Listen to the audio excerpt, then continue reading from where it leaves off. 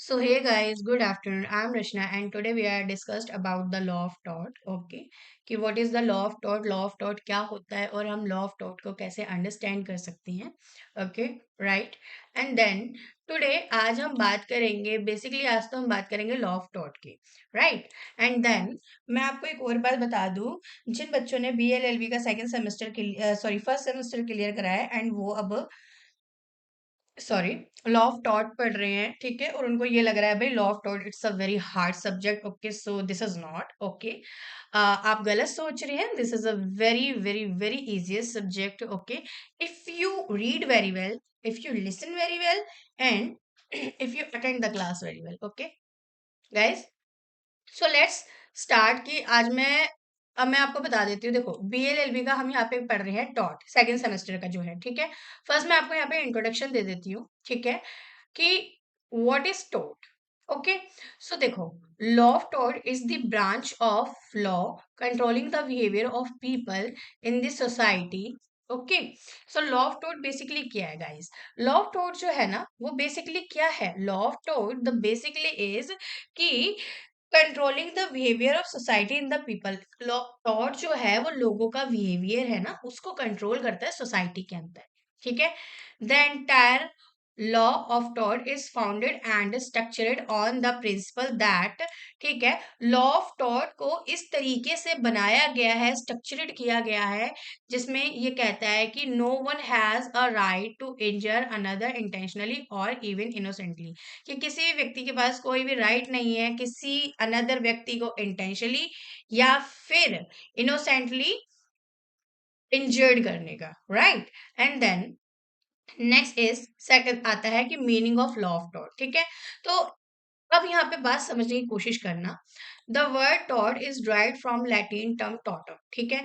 जो word taught है ना, वो किससे ड्राइव हुआ है? वो ना लैटिन टर्म यानी कि लैटिन लैंग्वेज जो थी, ठीक है, उसका जो वर्ड था टॉटम, उससे टॉट निकल के आया है।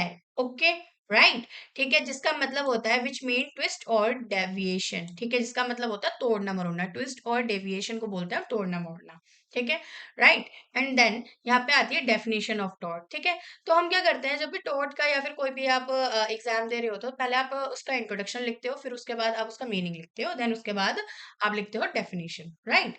एंड देन अब यहाँ पे क्या है, taught is defined in section 2M limitation act 1963। Taught जो है ना, उसको सेक्शन 2M के अंदर जो लिमिटेशन एक्ट है उसके अंदर डिफाइन किया गया गया है। 1963 में डिफाइन किया गया था, ठीक है। अगर आपसे कोई पूछता है कि भाई टॉट को कहाँ पर डिफाइन किया गया है, section 2M limitation act, right. And then टॉट इज अ सिविल रॉन्ग, ठीक है, which is not exclusively breach of contract और ब्रीच ऑफ कॉन्ट्रैक्ट और ब्रीच ऑफ ट्रस्ट, ठीक है। टॉट जो है ना, वो एक सिविल रॉन्ग है, ठीक है, जो कि एक्सक्लूसिवली ब्रीच ऑफ कॉन्ट्रैक्ट और breach of contract breach of trust होता है, ठीक है, कि मतलब टॉट के अंदर आप ब्रीच ऑफ कॉन्ट्रैक्ट नहीं कर सकते और ब्रीच ऑफ ट्रस्ट नहीं कर सकते, right. And then next, distinction between टॉट एंड क्राइम, ठीक है। अब एक बात समझने की है, क्या टॉट क्राइम है? नो। ओके, क्या क्राइम टॉट है? नो।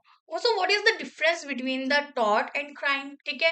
अब यहाँ पे अगर आपसे कोई पूछता है भाई टॉट एंड क्राइम के अंदर क्या क्या डिफरेंसेस है, तो मैं आपको यहाँ पे क्लियर कर देती हूँ। First, on the basis of nature, first on the basis of nature, कि tort is a private wrong, private wrong is the infringement of civil rights, ठीक है। tort जो है वो एक प्राइवेट रॉन्ग है, जिसमें क्या होता है, इन्फ्रीजमेंट ऑफ सिविल राइट, जिसमें कि लोगों के जो सिविल राइट्स होते हैं, ठीक है, जो भी मतलब आपके फंडामेंटल लॉज वगैरह मैं बोल दूं, ठीक है, जो भी आपके सिविल राइट्स होते हैं उनका इन्फ्रीजमेंट होता है। इन्फ्रीजमेंट का मतलब होता है किसी के राइट्स का उल्लंघन करना, राइट, ठीक है, ऑफ एन इंडिविजुअल, ठीक है। टॉट क्या है? टॉट बेसिकली एक प्राइवेट रॉन्ग है, ठीक है, जिसमें कि सामने वाले किसी एक व्यक्ति के सिविल राइट का ठीक है, उल्लंघन किया जाता है, राइट। मैं यहाँ पे आपको इसलिए इतना हिंदी में बता रही हूँ बिकॉज हो, ताकि आप चीजें अच्छे से समझ सके। एंड गाइस, अब एक बात हमेशा ध्यान रखिएगा, चीजें हमेशा समझने से आती है, ना कि रट्टाफिकेशन करने से।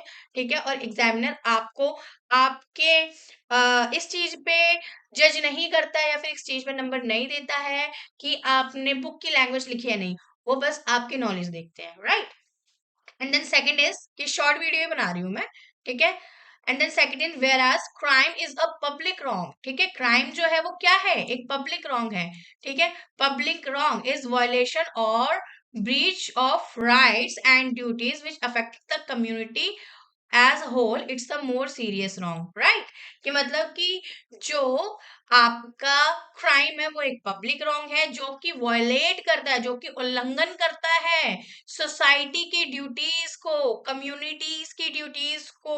ओके, जिससे क्या होता है, पूरी सोसाइटी जो होती है, सोसाइटी के अंदर, समाज के अंदर कम्युनिटी तो रहती है, जिससे क्या होता है, पूरी एक कोई भी कम्युनिटी तो वो क्या होती है, अफेक्टेड हो जाती है, राइट।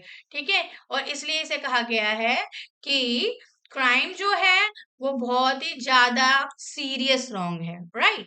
तो यहाँ पे आपका लॉ ऑफ टॉट का मतलब फर्स्ट का जो भी meaning, introduction and distinction between टॉट एंड क्राइम, आई नो ये मैंने 2 पॉइंट्स बताए हैं थोड़ी शॉर्ट में, ठीक है। बट आप मुझे कमेंट कर सकते हैं, राइट, कि आपको और कैसे समझना है। Okay, so this is your law of taught video. Okay, and thank you very much guys.